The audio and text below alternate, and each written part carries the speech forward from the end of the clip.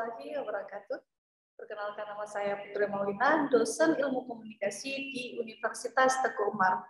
Saat ini saya ingin memaparkan konsep TIA ataupun Delivery, Iteration, dan Assessment dalam mata kuliah yang saya ampu, yaitu komunikasi massa. Mata kuliah komunikasi massa merupakan mata kuliah wajib yang ada di semester 1 dengan beban SKS sebanyak 3 SKS. Adapun capaian pembelajaran mata kuliah komunikasi massa, yang pertama, mahasiswa mampu mengidentifikasikan dan menjelaskan kembali konsep-konsep dasar dari komunikasi massa serta sejarah perkembangan dari komunikasi massa. Yang kedua, mahasiswa mampu memahami dan menganalisa fenomena-fenomena yang ada di dalam instansi media massa. Yang ketiga, mahasiswa mampu mengidentifikasikan, menganalisis, dan menjelaskan kembali kasus-kasus yang berkaitan dengan praktik dari komunikasi massa dan membuat dalam bentuk produk-produk karya untuk deskripsi mata kuliah komunikasi massa. Di dalam mata kuliah komunikasi massa kita akan membahas bagaimana konsep-konsep dasar dari komunikasi massa, perkembangan dari komunikasi massa itu, fungsi-fungsi dan hambatan-hambatan yang ada di dalam komunikasi massa, serta jenis-jenis media massa, teori-teori kontemporer ataupun konvensional. Mata kuliah komunikasi massa ini memiliki 16 kali pertemuan. Untuk pertemuan pertama, mahasiswa akan diberikan kontrak perkuliahan. Pada pertemuan kedua, kita akan membahas konsep-konsep dasar dari komunikasi massa serta sejarah perkembangan dari komunikasi massa. Pertemuan ketiga, kita akan membahas teori-teori komunikasi massa konvensional. Keempat, kita akan membahas teori-teori komunikasi massa kontemporer. Pertemuan kelima, kita akan membahas teori-teori komunikasi massa dari perspektif gender dan perempuan. Di pertemuan keenam, kita akan membahas teori-teori komunikasi massa dalam konteks kajian ekonomi, politik, media. Di pertemuan ke-8, ada ujian tengah semester. Pertemuan ke-9, komunikasi massa, saya akan membahas terkait dengan analisis isi media. Di pertemuan ke-10, saya akan memberikan penjelasan terkait analisis khalayak, yaitu bagaimana kita memahami karakteristik dari audiens berikut metodologi riset audiens. Pada pertemuan ke-11, saya akan membahas terkait proses-proses dan model-model dari komunikasi massa. Pertemuan ke-12 pembahasannya adalah terkait komunikasi massa dan new media. Pertemuan ke-13 saya akan memberikan penjelasan terkait media massa dan perubahan sosial.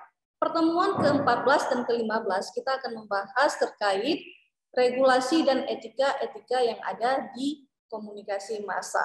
Dan di pertemuan ke-16, saya akan memberikan ujian akhir semester ataupun final kepada mahasiswa dalam bentuk penugasan-penugasan. Nah, tentu saja di dalam menjalani proses pembelajaran komunikasi massa ini dibutuhkan mode pembelajaran. Mode pembelajaran yang saya lakukan di dalam perkuliahan ini adalah dengan model studi kasus ataupun PBL. Nah, untuk mencapai ataupun untuk keefektifan dari mode pembelajaran PBL ini, saya menerapkan beberapa strategi pembelajaran, yaitu seperti melakukan tanya jawab, diskusi kelompok, presentasi kelompok, dan sarana-sarana untuk mendukung strategi pembelajaran ini. Yang pernah saya gunakan itu adalah dengan menggunakan ataupun mengoptimalkan penggunaan Zoom Meeting, Google Classroom, Google Drive, ataupun Google Form. Nah, untuk teknik assessment di dalam mata kuliah ini, saya menggunakan beberapa penilaian. Yang pertama, 10% untuk quiz dengan melakukan writing test ataupun online test dengan menggunakan aplikasi Google Form ataupun akun e-learning Universitas Teguh Umar. Penilaian lainnya adalah pada tugas sebanyak 25%. Dan sistem penugasan yang diberikan kepada mahasiswa itu adalah dengan memberikan tugas berbentuk paper ataupun review terhadap jurnal-jurnal dan buku yang dapat diberikan sebanyak dan penilaian berikutnya adalah pada midterm ataupun ujian tengah semester sebanyak 25%. Dan yang terakhir penilaiannya itu adalah pada ujian akhir semester ataupun final. Dan itu diberikan sebanyak 40%. Bentuk final yang saya lakukan itu bisa bermacam-macam, yaitu bisa dalam bentuk penugasan paper ataupun pembuatan portofolio, ataupun dalam bentuk telaah kasus, dan bisa juga dalam bentuk pembuatan karya audiovisual. Nah, sekian hasil paparan saya terkait proses delivery, interaction, dan assessment di dalam mata kuliah komunikasi massa. Untuk praktik, dan berikutnya saya ingin menunjukkan sesi praktik dari perkuliahan komunikasi massa dengan menggunakan metode problem based learning. Assalamualaikum warahmatullahi wabarakatuh. Waalaikumsalam warahmatullahi Waalaikumsalam warahmatullahi wabarakatuh. Alhamdulillah, kita akan mengadakan perkuliahan di pertemuan kelima hari ini. Sebelumnya apa kabar adik-adik semua? Sehat ya? Alhamdulillah baik, Bu. Ini semoga nanti kita lancar kuliah sampai akhir ya, tetap semangat. Baik, mungkin untuk memulai kegiatan perkuliahan hari ini, coba di sini siapa komtingnya? Rizky ya, kan? Atau Aidil?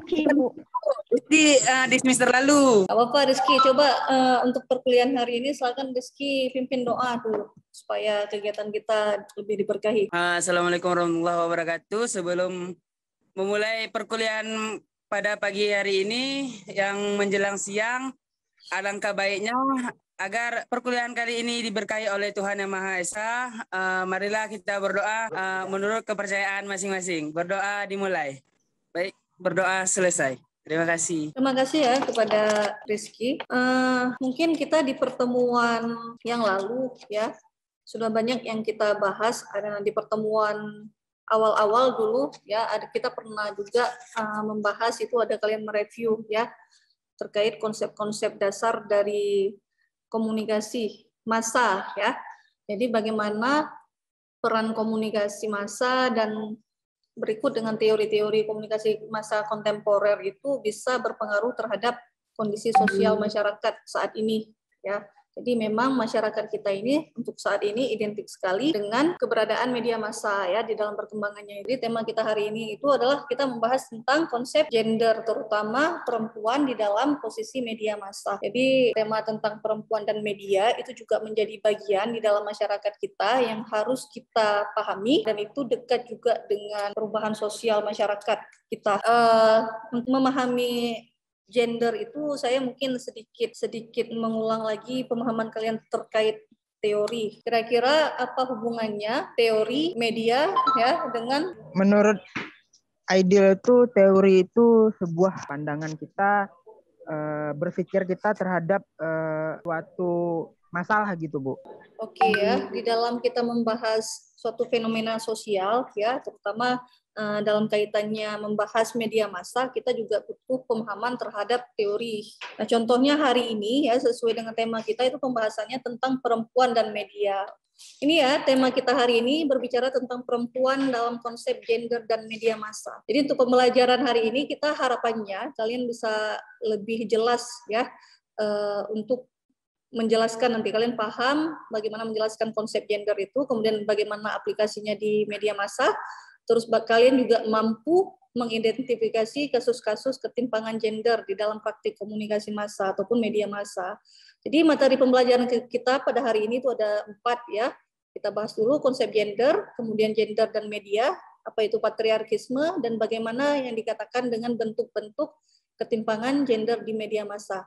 Jadi sebelumnya saya juga sudah memberikan referensi yang akan kita bahas hari ini. Itu ada jurnal saya yang dipublikasikan pada tahun 2019 lalu, itu sudah dipublikasikan, dan ini bisa menjadi referensi kita hari ini untuk mendiskusikan kasus-kasus bagaimana perempuan itu diposisikan di dalam pemberitaan di media massa, khususnya dalam pemberitaan syariat Islam.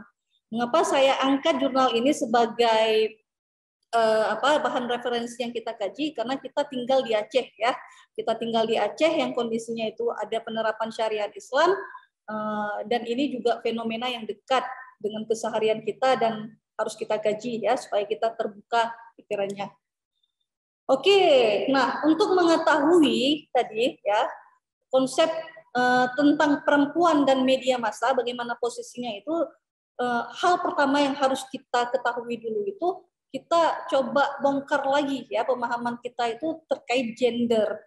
Karena berbicara tentang perempuan itu pasti kita nanti baliknya itu ke pembahasan tentang gender. Mengapa perempuan dan gender itu dekat, relevan?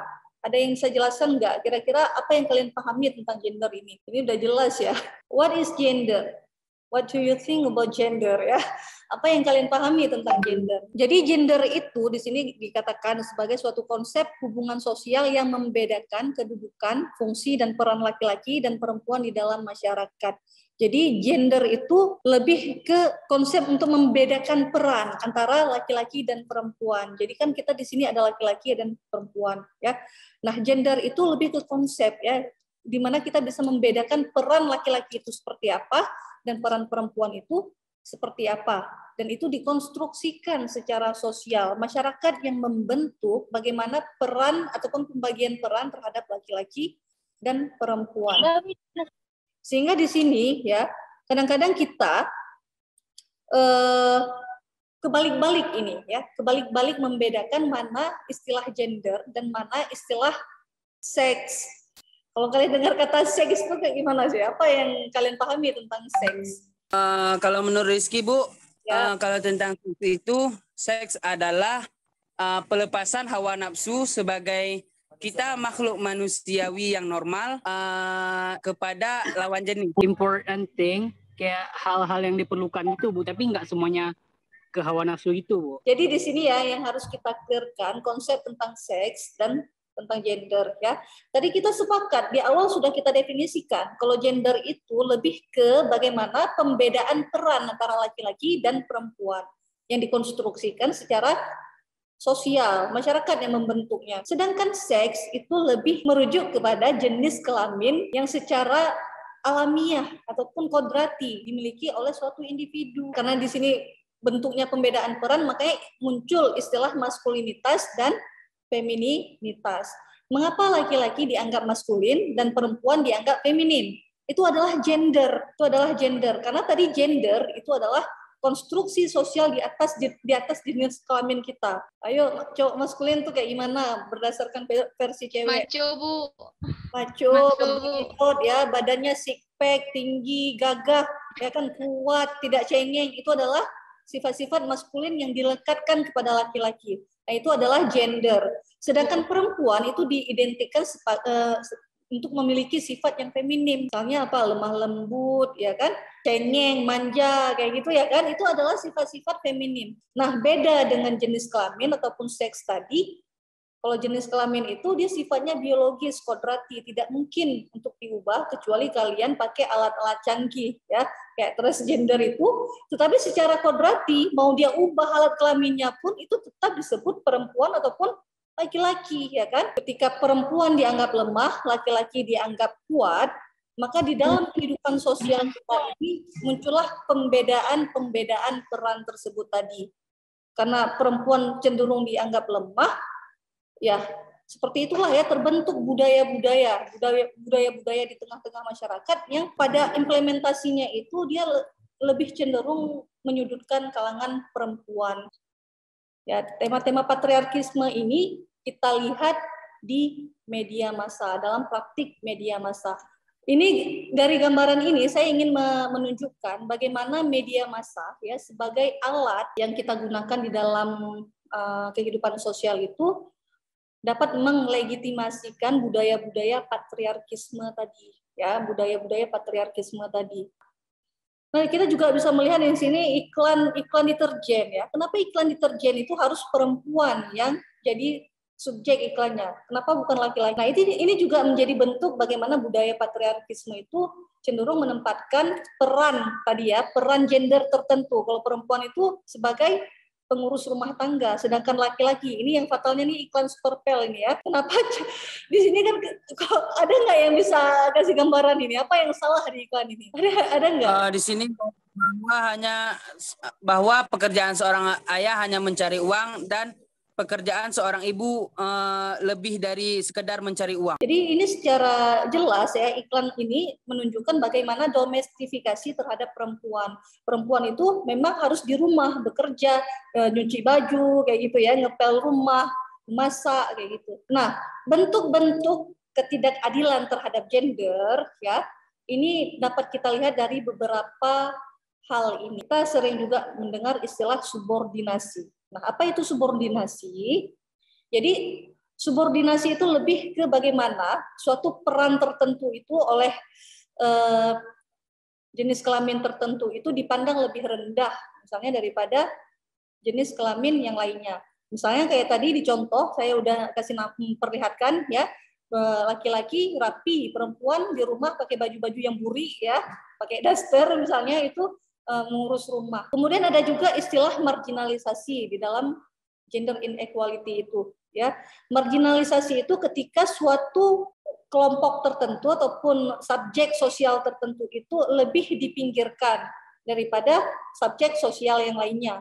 Misalnya kita bisa lihat di dalam kehidupan sosial kita itu, kenapa kok laki-laki lebih sering menjadi ketua, pimpinan, bos ya, dan perempuan itu lebih sering menjadi sekretaris ataupun bendahara, ya kan? Stigmatisasi yang lainnya itu adalah suatu kondisi ketika suatu kelompok ataupun individu itu tidak diterima karena dia melanggar aturan-aturan ataupun norma-norma yang disepakati oleh suatu wilayah ataupun budaya tertentu ataupun daerah tertentu. Misalnya kayak kita di Aceh, kenapa anak cewek itu kalau pulang jam 10 malam itu udah lain, tapi kalau laki-laki pulang malam ya biasa aja. Yang terakhir itu ada labeling. Labeling itu sebenarnya sama dengan stereotype, itu lebih kita memberikan citra-citra tertentu ataupun memberikan label tertentu terhadap sosok jenis kelamin tertentu tadi. Di sini tugas kalian selama lebih kurang 15 menit ya, saya kasih waktu.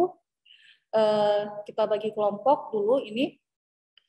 Tugas kalian, nanti kita ada 2 kelompok tadi ya, saya sudah bagikan, materinya juga sudah saya share tadi di WA Group. Coba kalian baca lagi. Kelompok 1 dari nomor absen 1 sampai 15 itu pembahasannya itu kalian coba bedah lagi kira-kira wacana apa yang dimunculkan oleh media massa yang menunjukkan bentuk-bentuk ketidakadilan tadi. Kan ada beberapa bentuk ketidakadilan ya, subordinasi, stigmatisasi, labelisasi, dan beberapa yang lainnya. Itu coba kalian diskusikan dengan kelompok 1 ya, kelompok kalian. Kira-kira media massa tersebut, pemberitaan di dalam Harian Serambi Indonesia itu apakah ada bentuk-bentuk ketidakadilan tadi. Nah, sedangkan kelompok 2, coba kalian bahas tentang sudut pandang dari perempuannya itu dalam memaknai pemberitaan syariat Islam di Serambi Indonesia. Jadi silahkan kalian diskusikan, kemudian kalian ketik di Microsoft Word boleh, di PPT boleh, hasil reviewnya ataupun hasil diskusi kelompok itu kemudian kalian presentasikan. Oke ya. Kelompok 1 sudah aman? Sudah aman ya? Jaringannya nggak bagus, Bu. Rame nggak join. Oh, rame yang belum join. Nggak apa-apa, pembahasannya singkat saja ya. Kalian cari tahu apa, kalian bahas saja. Dari jurnal yang saya kirim tadi, itu kalian diskusikan kira-kira apa wacana-wacana ketidakadilan ya. Itu sudah ada hasilnya, tinggal kalian review saja ya. Assalamualaikum. Halo. Halo. Waalaikumsalam, Bu. Apa, Bu? Kelompok 2 aman ya? Aman, Bu, lagi diskusi, Bu. Ya. Lagi diskusi juga tapi nge-lag, Bu. Oh, nge-lag. Nggak apa-apa ya, kan tadi kan sudah saya kirimkan bahan. Itu coba kalian review saja. Di hasil yang kedua itu penekanannya itu di hasil yang kedua ya. Nanti kalian review. Nggak ada jelas suaranya, Bu. Apa? Suara saya tidak jelas. Itu jaringan di sana berarti yang kurang. Oke ya, nanti dicoba diketik saja ulang itu hasil statement kalian terhadap poin kedua di dalam jurnal tersebut itu apa pendapatnya. Oke ya, nanti dipresentasikan.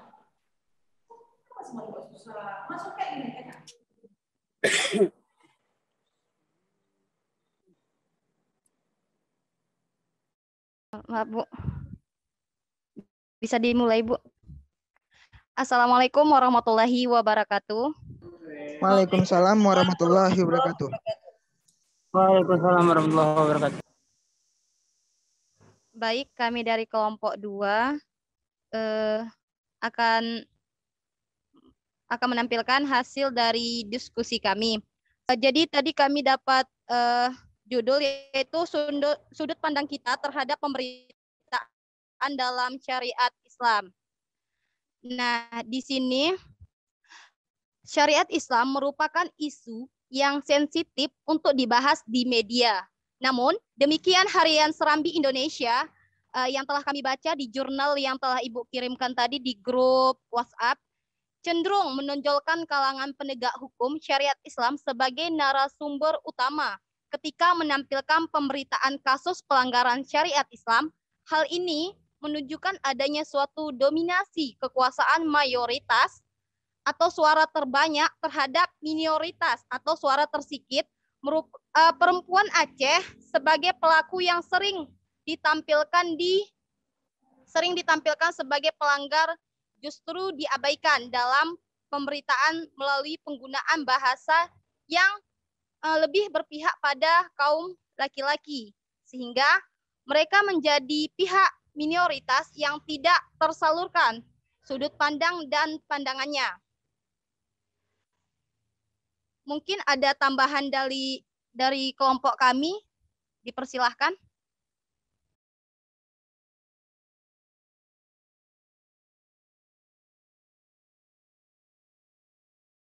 Ada yang mau menambahkan terkait bagaimana sudut pandang dari perempuan dalam memaknai pemberitaan syariat Islam tersebut?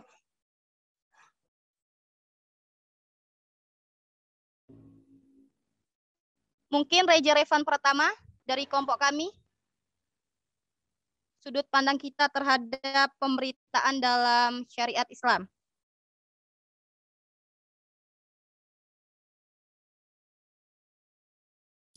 Ada yang ingin menambahkan? Oke ya, tidak ada. Mungkin Reza Revan hilang sinyal ini. Baik, tadi kelompok 2 ini penekanannya adalah pembahasan terkait dengan bagaimana sudut pandang perempuan dalam membahas syariat Islam ya, pemberitaan syariat Islam. Tentu saja kalau berdasarkan jurnal tersebut kita melihat ya ada 3 kategori pemaknaan ya yang diberikan oleh perempuan. Ada yang sejalan dengan apa yang diwacanakan oleh media, ada yang biasa-biasa saja, dan ada yang bertentangan malah. Nah, dalam kondisi ini, dalam hasil penelitian tersebut, kita dapat melihat bahwa kecenderungan perempuan itu memaknai pemberitaan syariat Islam itu tidak sepakat ya, karena apa yang diwacanakan di dalam pemberitaan syariat Islam itu banyak sekali yang cenderung menyudutkan kalangan perempuan. Dan dalam penelitian tersebut kita bisa melihat ya, perempuan punya perspektif yang berbeda dari aspek korban misalnya ya kan, yang di dalam teks pemberitaan itu dia pernyataannya itu dia tidak dilampirkan ataupun disebutkan. Baik, mungkin lanjut kelompok 1.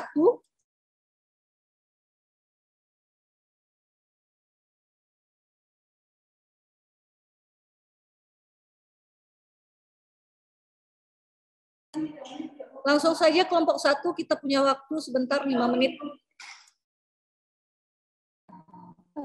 Baik, sebelumnya Bu, maaf tidak bisa on kamera Bu. Silakan, tidak masalah. Assalamualaikum warahmatullahi wabarakatuh. Perkenalkan nama saya Dita. Saya perwakilan di kelompok 1. Nah, di sini kami mendapatkan pertanyaan atau tugas jurnal dan pertanyaan yakni bagaimana sudut pandang media dalam kasus pelanggaran syariat dan perempuan. Nah, ya, dan perempuan. Jadi dari hasil diskusi kami dengan teman-teman, di mana benar kami melihat misalnya perempuan sebagai objek yang sering dijadikan target operasi penelusuran syariat Islam dan perlu mendapatkan ruang yang layak di dalam pemberitaan atau media untuk menyalurkan sudut pandang mereka. Nah, dalam hal ini, perempuan sebagai halayak media bukanlah pihak yang pasti, dan menerima begitu saja terhadap apa yang disampaikan oleh media. Dan mengenai kasus-kasus penegakan Islam khalayak media, khususnya kalangan pemuda, berbasis terhadap media. Kemudian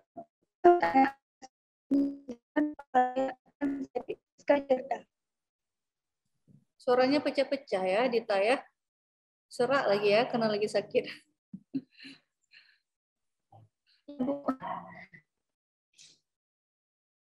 Oke, sudah ya. Mungkin saya yang tambahkan saja tadi kelompok 1 ini. Ada yang mau menambahkan yang lain enggak ya? Pembahasan di kelompok 1 itu sebenarnya lebih melihat kepada bagaimana aspek media dalam mewacanakan pemberitaan syariat Islamnya. Ada beberapa pemberitaan yang diteliti ya, yang dibahas di dalam jurnal tersebut.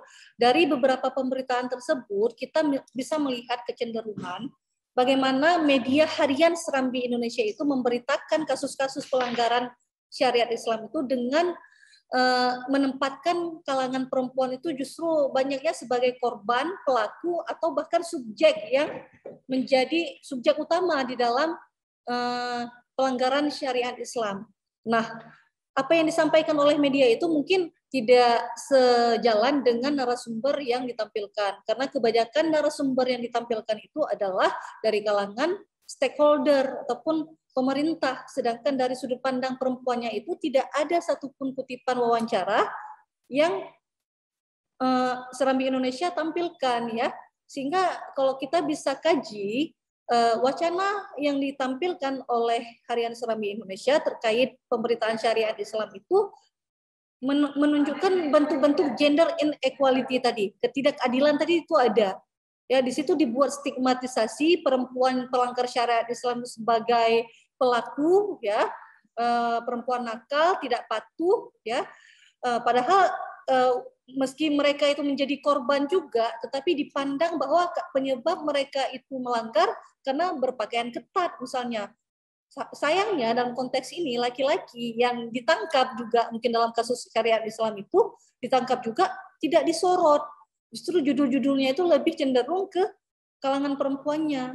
Maka secara dominan, ya memang wacana pemerintahan syariat Islam itu memang yang ditampilkan itu lebih cenderung memojokkan perempuan sebagai pelaku, ya, pelaku utama ataupun subjek utama dalam pemberitaan tanpa menampilkan pernyataan-pernyataan dari pihaknya, ya. Oke, mungkin itu saja ya hasil diskusi kita untuk hari ini. Semoga kalian bisa mempelajari kembali nanti di rumah ya, kalian baca-baca lagi jurnal-jurnal lainnya yang berkaitan dengan hal tersebut. Terakhir untuk materi kita ya, di materi kita ini nampak ya. Nanti di sini ada link ya, sebagai evaluasi kita pada hari ini ada link kuis yang bisa kalian ikuti ya. Kita pertemuan kelima biasanya kuis ya. Jadi kalian harus ikut ya, ini kuisnya. Silahkan nanti saya kirimkan ke grup WA link kuisnya dan kalian isi. Tidak banyak soalnya, ini pilihan ganda, ada 5 soal dan itu berkaitan dengan materi kita hari ini. Jadi kalau kalian mengikuti, maka kalian bisa menjawabnya. Oke ya. Baik, ada pertanyaan mungkin? Baik, Bu. Ya. Ada pertanyaan? Nah, jika tidak ada pertanyaan, mungkin untuk agenda kita hari ini, kita nyatakan selesai. Terima kasih atas partisipasi teman-teman ataupun adik-adik semua yang luar biasa sekali. Sampai bertemu lagi minggu depan, tetap jaga kesehatan. Ya, jaga protokol kesehatan. Kita bertemu di perkuliahan tatap muka minggu depan. Wabillahi taufik wal hidayah. Assalamualaikum warahmatullahi wabarakatuh. Waalaikumsalam warahmatullahi wabarakatuh. Waalaikumsalam warahmatullahi wabarakatuh. Oke ya. Sudah